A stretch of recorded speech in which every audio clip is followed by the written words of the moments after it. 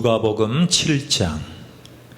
자기 백성의 필요를 돌보아 주신다. 예수께서 사람들에게 말씀을 마치시고 가버나움으로 가셨다. 그곳에 있는 어떤 로마군 지휘관의 종이 죽어가고 있었다. 지휘관은 그 종을 무척 귀히 여겼으므로 그를 잃고 싶지 않았다. 예수께서 돌아오셨다는 말을 들은 지휘관은 유대인 공동체 지도자들을 예수께 보내어 오셔서 자기 종을 고쳐달라고 청했다. 그들은 예수께 가서 그렇게 해주실 것을 간절히 구했다. 그 사람은 선생님께서 요청을 들어주셔도 좋은 사람입니다. 그는 우리 민족을 사랑하여 우리에게 회당까지 지어주었습니다.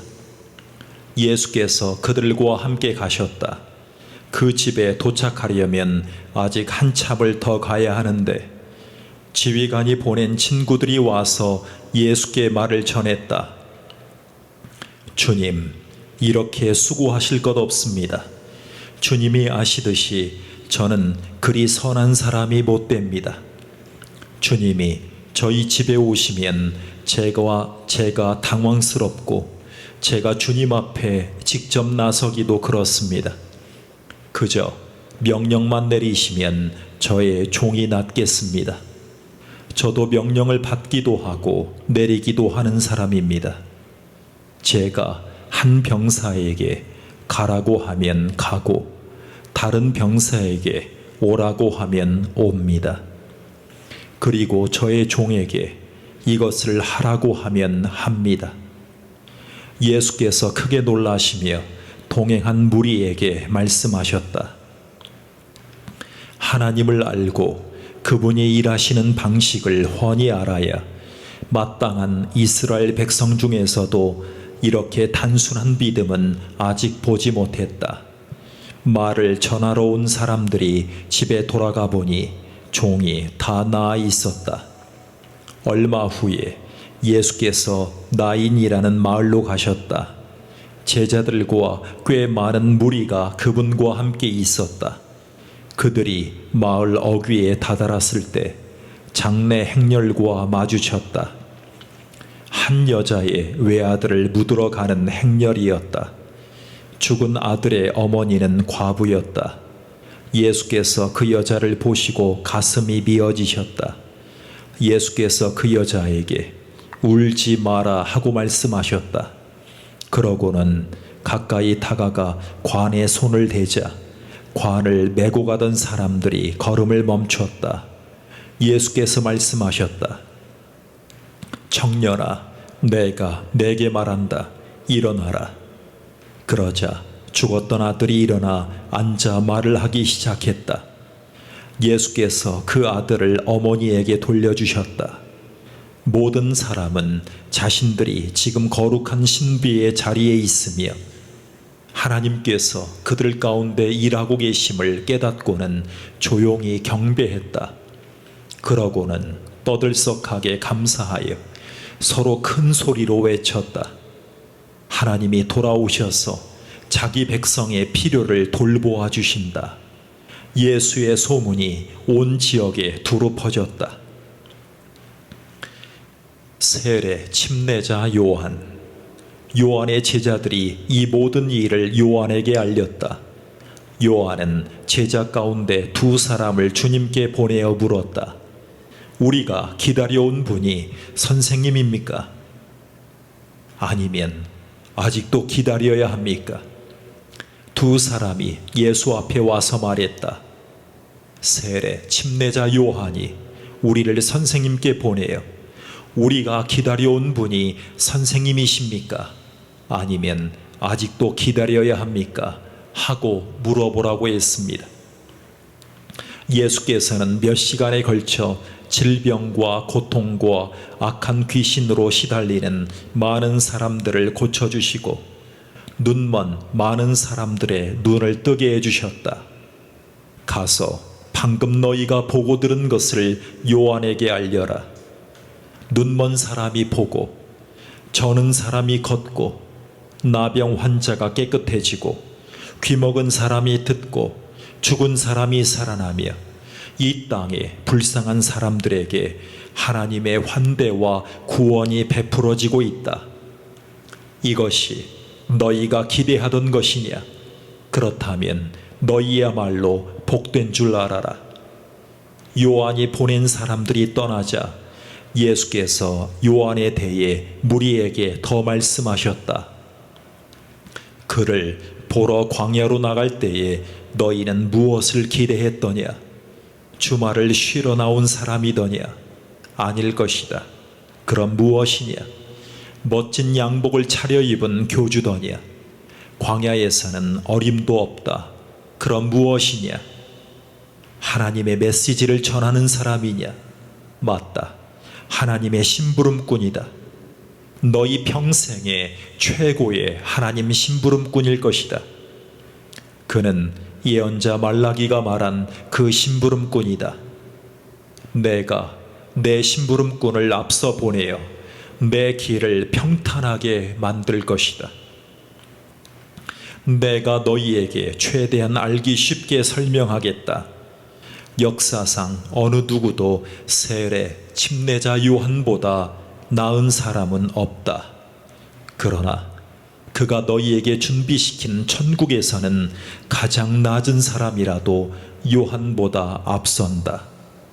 요한의 말을 듣고 그에게 세례 침례를 받아 천국에 들어온 평범하고 평판이 좋지 않은 사람들이 가장 분명한 증거다. 바리새인과 종교 관리들은 그런 세례 침례를 거들떠 보지도 않았고 자기보다 못한 사람들에게 자기 자리를 내줄 마음도 없었다. 이 세대 사람들은 어떻게 설명할 수 있을까? 그들은 우리는 더 놀고 이야기하고 싶은데 엄마 아빠는 늘 피곤하고 바쁘다고 해요 하고 불평을 늘어놓는 아이와 같다. 세례 침례자 요한이 와서 금식하니 너희는 그가 미쳤다고 했다. 인자가 와서 실컷 먹으니 너희는 인자가 술고래라고 했다. 본래 여론조사는 믿을 만한 것이 못되지 않더냐. 음식 맛은 먹어보아야 한다. 그분 발에 향유를 바른 여인. 바리새인 가운데 한 사람이 예수를 식사에 초대했다. 예수께서 그 바리새인의 집에 가셔서 저녁 식탁에 앉으셨다. 마침 그 동네에 창녀인 한 여자가 있었는데 예수께서 바리새인의 집에 손님으로 와 계신다는 소식을 듣고는 아주 값비싼 향유 한 병을 가지고 왔다. 그 여자는 그분의 발치에 서서 울며 그분 발에 눈물을 쏟았다. 그리고 자기 머리카락을 풀어 그분의 발을 닦고 그분의 발을 닦고 그 발에 입을 맞추고 향유를 발랐다. 예수를 초대한 바리새인이 그것을 보고는 이 사람이 만일 내가 생각한 대로 예언자라면 자기의 비위를 맞추는 이 여자가 어떤 부류인지 알았을 텐데 하고 혼잣말을 했다. 예수께서 그에게 말씀하셨다. 시몬아, 내가 너에게 할 말이 있다. 말씀하십시오. 두 사람이 은행가한테 빚을 졌다. 한 사람은 은화 500을 빚졌고 다른 한 사람은 50을 빚졌다. 그런데 두 사람 다 갚을 수 없는 처지인 것을 알고는 은행가가 두 사람의 빚을 없는 것으로 해주었다. 그렇다면 두 사람 중에 누가 더 감사하겠느냐? 시몬이 대답했다. 그야 더 많이 탕감받은 사람이겠지요. 맞다. 예수께서 말씀하셨다. 그리고 여자 쪽을 바라보시며 계속해서 시몬에게 말씀하셨다. 이 여자가 보이느냐?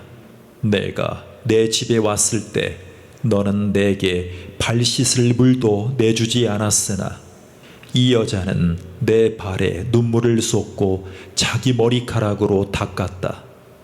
너는 내게 인사도 하지 않았으나 이 여자는 내가 도착한 때부터 내 발에 입맞추기를 그치지 않았다. 너는 기분을 상쾌하게 할 만한 것 하나 내놓지 않았으나 이 여자는 향유로 내 발에 피로를 덜어주었다. 감동적이지 않느냐? 이 여자는 아주 많은 죄를 용서받았다. 그래서 많이 감사한 것이다. 용서가 적으면 감사도 적은 법이다. 그러고 나서 예수께서 여자에게 말씀하셨다. 내가 내 죄를 용서한다. 그러자 식탁에 있던 손님들이 그분이 듣지 않는 데서 말했다. 자기가 누구라고 죄를 용서한단 말인가? 예수께서 그들을 무시하고 여자에게 말씀하셨다. 내 믿음이 너를 구원했다. 평안히 가거라.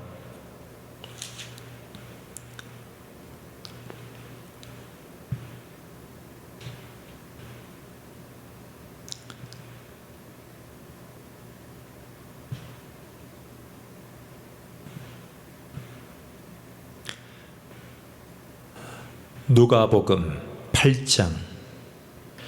예수께서 계획하신 대로 마을마다 다니시며 하나님 나라를 전하시고 메시지를 퍼뜨리셨다. 12 제자가 그분과 함께했다. 일행 중에는 여러 악한 귀신의 괴롭힘과 질병에서 나은 여자들도 있었다. 7 귀신이 나간 막달라라 하는 마리아와 헤롯의 관리인 구사의 아내 요한나와 수산나가 있었고 그 외에도 많은 여자들이 자신들의 재물을 넉넉히 들여서 일행을 섬겼다. 씨 뿌리는 농부 이야기. 그들이 이 마을 저 마을을 다니는데 많은 사람들이 합류해서 함께 다녔다. 예수께서 그들에게 이 이야기로 말씀하셨다. 농부가 밖에 나가서 씨를 뿌렸다. 덜어는 길 위에 떨어져서 발에 밟히고 새들이 먹어버렸다. 다른 씨는 자갈밭에 떨어져서 싹이 났으나 뿌리가 튼튼하지 못해 이내 시들어버렸다. 다른 씨는 잡초밭에 떨어져서 씨와 함께 잡초가 자라 싹을 짓눌러버렸다. 다른 씨는 비옥한 땅에 떨어져서 풍작을 이루었다. 너희는 듣고 있느냐? 정말로 듣고 있느냐? 제자들이 물었다. 왜 이 이야기를 말씀해 주셨습니까? 예수께서 말씀하셨다. 너희에게는 하나님 나라를 아는 깨달음이 주어졌다. 너희는 하나님 나라가 어떻게 되어가는지 안다. 다른 사람들에게는 이야기가 필요하다. 그러나 그들 가운데 일부는 이야기를 듣고도 깨닫지 못할 것이다. 그들은 눈을 떴으나 하나도 보지 못하고 귀가 열렸으나 하나도 듣지 못한다. 이 이야기는 그런 사람들 가운데 일부에 관한 것이다. 씨는 하나님의 말씀이다. 길 위에 떨어진 씨는 말씀을 듣지만 듣자마자 마귀가 그 말씀을 낚아채 가서 믿어 구원을 얻지 못하는 사람이다. 자갈밭에 떨어진 씨는 열성적으로 듣지만 그 열성에 깊이가 없는 사람이다. 그 열성은 또 한 번의 유행일 뿐 어려움이 닥치는 순간에 사라져버린다. 잡초밭에 떨어진 씨는 말씀을 듣지만 세상 사는 일로 내일을 염려하면서 돈 벌고 즐기느라 씨가 자리 잡지 못해 아무 소득이 없는 사람이다. 그러나 좋은 땅에 떨어진 씨는 무슨 일이 있어도 말씀을 붙잡고 견디면서 추수 때까지 변치 않는 선한 마음을 가진 사람이다. 들은 것을 전하지 않는 인색한 사람. 등불을 켜서 통으로 덮어두거나 침대 밑에 두는 사람은 아무도 없다. 오히려 단 위에 올려두어 방에 들어오는 사람들이 앞을 볼 수 있도록 한다. 우리는 비밀을 감추어 두지 않고 오히려 말할 것이다. 숨기지 않고 오히려 모든 것을 밝히 드러낼 것이다. 그러나 너희는 들은 것을 전하지 않는 인색한 사람이 되지 않도록 조심하여라. 베품은 베품을 낳는다. 인색하면 가난해진다. 예수의 어머니와 형제들이 왔으나 무리 때문에 그분께 가까이 갈 수 없었다. 그분께 전갈이 왔다. 선생님의 어머니와 형제들이 선생님을 만나려고 밖에 서 있습니다. 예수께서 말씀하셨다. 하나님의 말씀을 듣고 행하는 사람이 나의 어머니요 나의 형제다. 순종이 피보다 진하다. 하루는 예수와 제자들이 배에 올랐다. 예수께서 호수를 건너가자고 말씀하셨고 그들은 떠났다. 항해는 순탄했다. 예수께서는 잠이 드셨다. 그런데 갑자기 호수에 사나운 풍랑이 몰아쳤다. 물이 들이쳐서 배가 뒤집힐 지경이었다. 제자들이 예수를 깨웠다. 주님, 우리가 빠져 죽겠습니다. 예수께서 일어나셔서 바람에게 잠잠하여라 하시고 파도에게 잔잔하여라 명령하셨다. 그러자 호수가 이전처럼 고요해졌다. 예수께서 제자들에게 말씀하셨다. 왜 나를 신뢰하지 못하느냐? 그들은 너무도 두려워서 어찌할 바를 모른 채 겨우 입을 열었다. 도대체 이분은 누구신가? 이분의 명령에 바람과 파도도 복종하다니. 거라사에 귀신 들린 사람. 그들은 배를 타고 갈릴리 바다 맞은편에 있는 거라사 사람들의 지방으로 갔다. 예수께서 무태 내리시자 그 동네 사람 하나가 그분과 마주쳤다.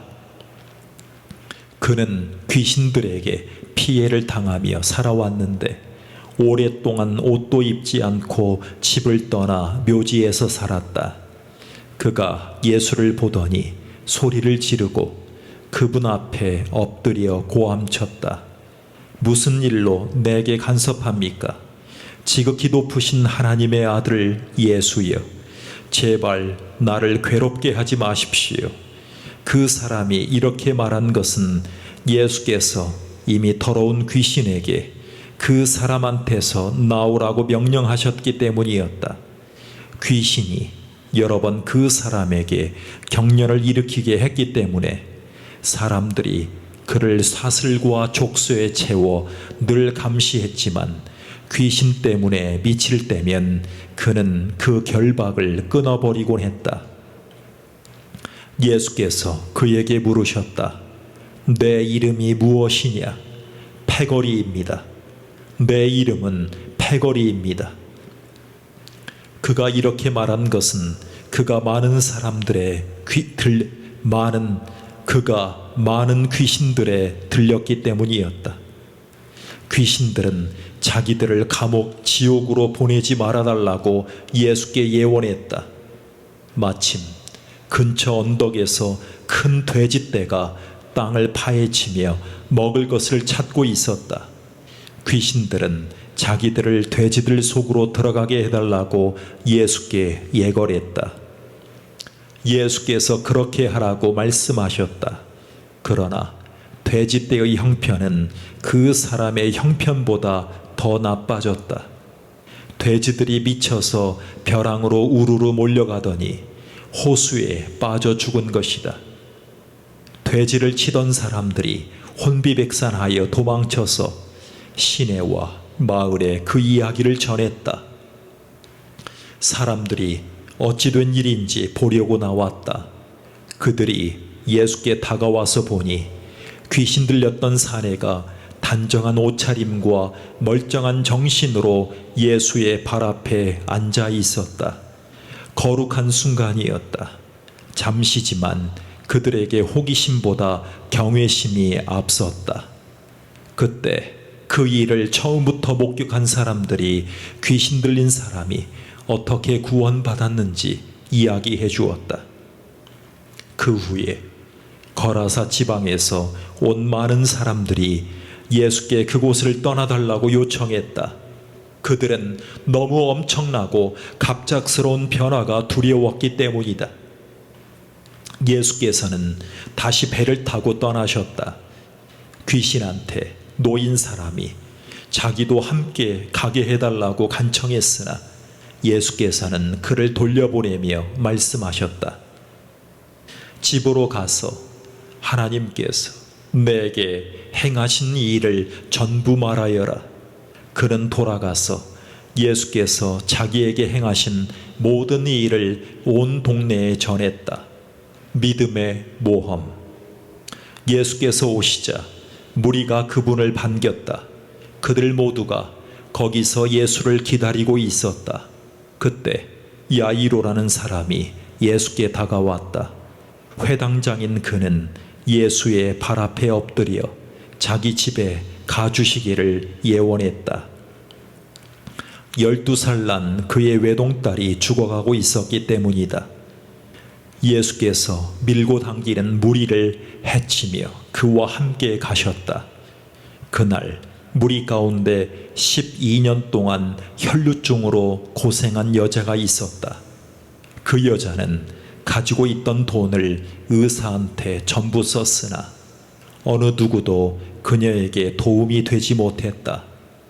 여자는 뒤에서 슬그머니 다가가 예수의 옷자락을 만졌다.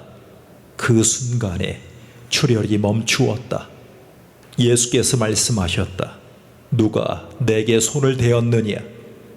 아무도 나서지 않자 베드로가 말했다. 주님, 수많은 사람들이 우리를 에워싸고 있습니다. 손을 댄 사람이 수십 명은 될 것입니다. 예수께서는 그냥 지나치지 않으셨다. 내게 손을 댄 사람이 있다. 내게서 능력이 빠져나간 것을 내가 안다. 더 이상 숨길 수 없게 된 여자는 떨며 그분 앞에 무릎을 꿇었다. 여자는 자신이 왜 그분께 손을 댔으며 그 순간 어떻게 병이 나았는지 사람들이 다 보는 앞에서 털어놓았다. 예수께서 말씀하셨다. 딸아, 너는 나를 신뢰하는 믿음의 모험을 했고 이제 다 나아서 온전해졌다. 잘 살아라. 복되게 살아라. 예수께서 아직 말씀하시는 중에 회당장의 집에서 사람이 와서 회당장에게 말했다. 따님이 죽었습니다. 이제 선생님을 괴롭게 해드릴 일이 없습니다. 예수께서 그 말을 들으시고 말씀하셨다. 당황하지 마라. 나만 신뢰하여라. 그러면 다 잘 될 것이다. 집으로 들어가며 예수께서는 베드로와 요한과 야고보 그리고 아이의 부모 외에는 아무도 들어오지 못하게 하셨다. 사람들이 모두 아이 때문에 울며 불며 슬퍼하고 있었다. 예수께서 말씀하셨다. 울지 마라. 이 아이는 죽은 것이 아니라 자고 있다. 사람들은 아이가 죽은 것을 알고 있었으므로 그분을 비웃었다. 예수께서 아이의 손을 붙잡고 외치셨다.